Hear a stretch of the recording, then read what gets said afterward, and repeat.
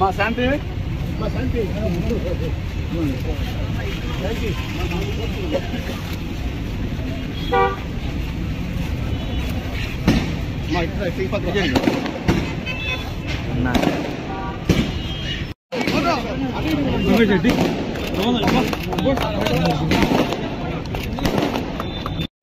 Sir అప్పుడు వెనక్కండి sir కొద్దిగా వెనక్కండి sir బయటకు వచ్చేసిలే శ్రావణ్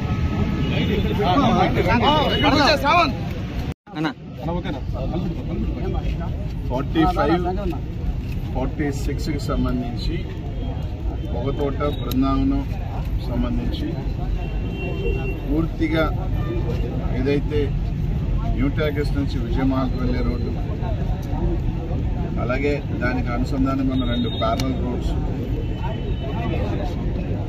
సండే మార్కెట్కి సంబంధించిన రోడ్స్, బృందావనంలో ఉన్న రోడ్స్ అన్నీ కూడా 100% 1 మంత్లో కంప్లీట్ చేస్తా ఉన్నాం. అలాగే బృందావనంకి సంబంధించి ట్రైన్స్ సహా Feb 15th నుంచి 20th లోపలగా 100% ట్రైన్స్ రోడ్స్తో కంప్లీట్ చేసి పూర్తిగా ఈ ప్రాంతాల్లో ఎటువంటి చిన్న ఇబ్బంది లేకుండా కూడా చేసే కార్యక్రమం చేయడం జరుగుతోంది. వాస్తవానికి కరోనా ఆ టైంలో మొత్తం కూడా ఈ ఏరియా అంతా ఒక మోడల్గా చేయాలనుకుని, బట్ కరోనా రావటం రకరకాల కారణాల వల్ల లేట్ అవుతుంది. బట్ యాజ్ పర్ ఇది ఎక్కడ చిన్న డ్రైన్ కూడా ఇబ్బంది లేకుండా వర్షాలకు కానీ అది కానీ ఈ ప్రాంతం కూడా మొత్తం కూడా 100% తీసుకురావడం జరుగుతుంది. దీనికి సంబంధించి డాక్టర్స్ని కానీ ఈ ప్రాంతంలో ఉన్న అన్ని కమర్షియల్స్ కాబట్టి డ్రైన్స్ కట్టేటప్పుడు కానీ రోడ్స్ వచ్చేటప్పుడు కానీ కొద్దిగా ఎంక్రోచ్మెంట్స్ కానీ లేదంటే ఆ మెట్లు అట్లాగే పోయేటప్పుడు మాత్రం దయచేసి సహకరించండి. సో అది కరెక్ట్గా మనం డ్రైన్ కట్టుకోవాలన్నా రోడ్డు కానీ లెంత్ కానీ అప్పుడు కొంచెం విశాలంగా ఉంటుంది కాబట్టి సో దానికి సంబంధించి ఈ ప్రాంతంలో ఉన్న డాక్టర్స్ అందరూ కూడా సహకరించాలని. సో వన్స్ అది కంప్లీట్ అయిపోతే పూర్తిగా ఈ ప్రాంతానికి సంబంధించి ఎటువంటి చిన్న ఇది కూడా లేకుండా పూర్తి చేస్తున్నామని చెప్పి తెలియజేస్తాను. నిన్న అనుకుంటా నారాయణ గారు అన్నారు, పవన్ కళ్యాణ్ గారు ఏమన్నా చెవులో చెప్పారా, ఈయన ఏమన్నా విన్నాడా అని.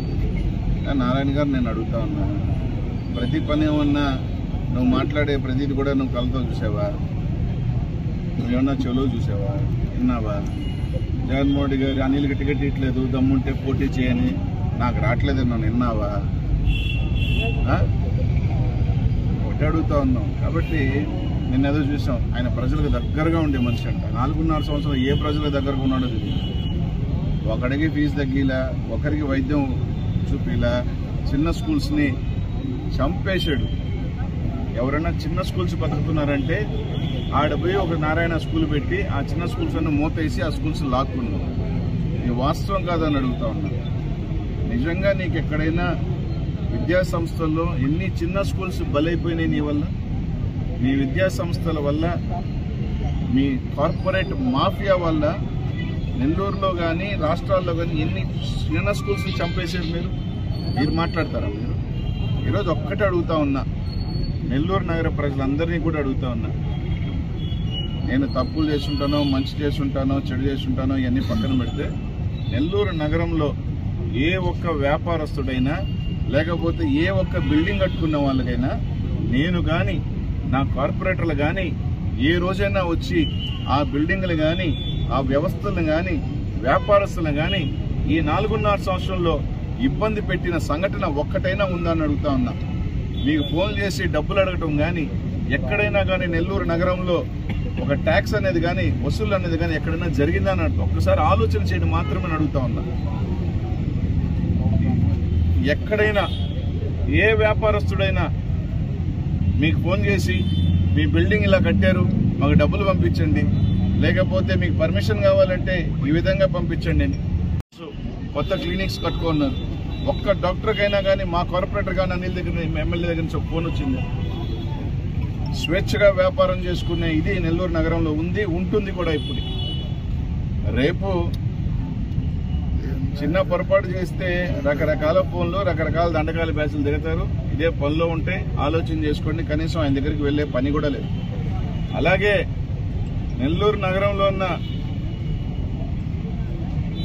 మహిళల తల్లులందరికీ ఒక్కటే అడుగుతా ఉన్నానమ్మా, మీరు ఒక ఓటు వేసేటప్పుడు మీ నాయకుడికి మీరు ఓటు వేసేటప్పుడు ఇది ఆలోచన చేసి ఓటు వేయండి. నేను చెప్పింది అబద్ధమైతే